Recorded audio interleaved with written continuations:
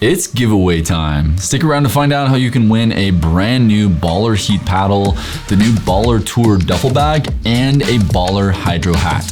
So I've been testing this new BALLR Heat for a little over a month now, and honestly, it stacks up to really any other paddle in the space of the same shape.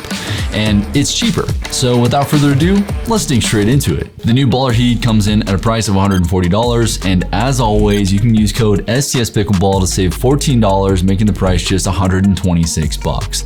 It's a fully thermoformed Gen 2 paddle, and they really made some major upgrades from their original offering, utilizing a unibody construction. It now feels on par with any other premium quality paddle in the space. The handle is now a one-piece handle, so there is no exposed polymer. I'm looking at U, Paddletech, Engage, and Diadem. Why any company would have exposed polymer in the grip these days is just mind-blowing and has become my biggest pet peeve. So it's honestly nice to see companies like this who are smaller releasing a paddle that has premium components like a solid one-piece handle and an overall one-piece construction.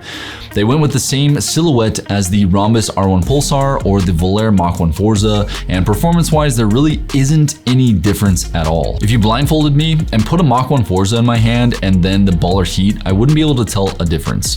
BALLR also came out with their duffel bag, which is also competitively priced.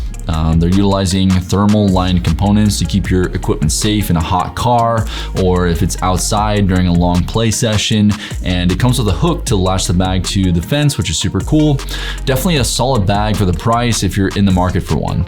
They also released their new hat, which is the same hat style that I wear often along with players like Pickleball Will and Pickleball Studio. They're calling it their Hydro hat as it has a sweatband built in and wicks moisture really well. It does work in practice, which is pretty cool, and it's really comfortable and well structured. So I can give the nod to what BALLR is doing at solid price points. Everything seems to be of premium quality for sure. Okay, it's giveaway time. So if you want to be entered to win a brand new BALLR Heat paddle, the new BALLR Tour duffel bag, and a BALLR Hydro hat, just make sure you're subscribed to the channel, like the video, and leave a comment down below. I will use a randomizer to pick a winner in a week, and I will pin a comment down below and direct message you if you're the winner, and I'll have BALLR ship out your brand new gear. Spec-wise, the BALLR Heat comes in at a thickness of 16 millimeters, a weight of 8.1 ounces, a grip length of 5.5 inches with a 4.25 inch grip circumference, and has a very balanced swing weight of 116 and a solid twist weight of 6.41. Spin-wise, the BALLR Heat comes in right around the same spin rate as the Rhombus R1 Pulsar and the Mach 1 Forza at 2102 RPM, which is definitely top tier spin for any paddle these days, which is really solid given the price. The fact that this is a Gen 2 thermoform paddle with the same feel and spin as some of the best paddles in the space for just $126 is awesome to see. I was ripping my serves with tons of topspin and had plenty of dip on my drives and speed ups to keep the ball in the court while maintaining an aggressive line. Let's compare the spin to the Rhombus R1 Pulsar at 2030 RPM, the BALLR Mach 1 Forza at 2167 RPM, and the 6.0 Double Black Diamond at 1977 RPM. We can see that the price to spin ratio is definitely favoring the BALLR Heat in comparison to some of the best paddles in the space right now. Let's jump right into the power metrics for the new BALLR Heat. I would say this is a very balanced paddle overall. Certainly an all-court paddle. It has plenty of power, but not so much that it's uncontrollable. Again, all I can really say to translate the feel of this paddle through the screen here is to say it feels almost exactly like the Mach 1 Forza or the Rhombus R1 Pulsar. I would say here it has a touch less power than the Mach 1 Forza, but a touch more power than the Rhombus R1 Pulsar. So for power rating, it comes in at a solid 9.3 out of 10 for power and a nice balanced 8.5 for pop.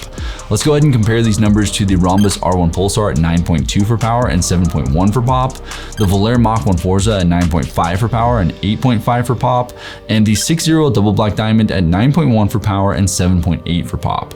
So we can see from these metrics that the new BALLR Heat is competing well and doing exceptionally well, again, given the price point in the power category. Sweet spot wise, again, I think you're going to see a general pattern here in this video, but it's just as good as any premium paddle in the space of a relative shape.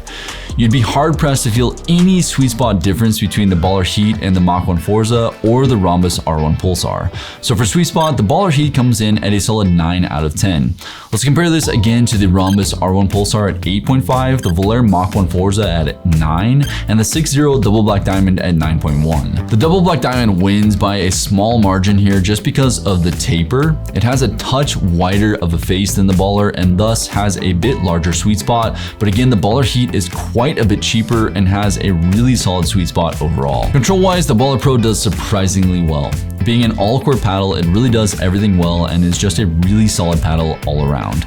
For me, ripping a third shot drive into a really well-placed drop is something you can do with ease with this paddle, as it has plenty of power and spin to get a nice aggressive drive on your opponent, and then enough touch to place a drop and get up to the kitchen line. So for control, the BALLR Heat comes in at an 8.5 out of 10, which is really solid given the price point and how well it did in the other categories. Let's go ahead and compare this to the Rhombus R1 Pulsar at 8.2, the BALLR Mach 1 Forza at 8.3, and the 6.0 Double Black Diamond at an 8.6 out of 10. All in all, it's just another really solid paddle for the price right now. I think if you're someone looking into getting a Gen 2 thermoformed paddle and want a premium experience for a solid price, this is a solid pick right now. Very balanced in all categories, solid construction, no exposed polymer in the grip, plenty of spin and power to throw your opponents off, and plenty of touch and feel to land nice drops and dinks and control the game. If you want to see my review for the best protective pickleball glasses in the space right now, click here, smash that like button, leave a comment down below, and subscribe for more videos just like this one. And I'll see you in the next one.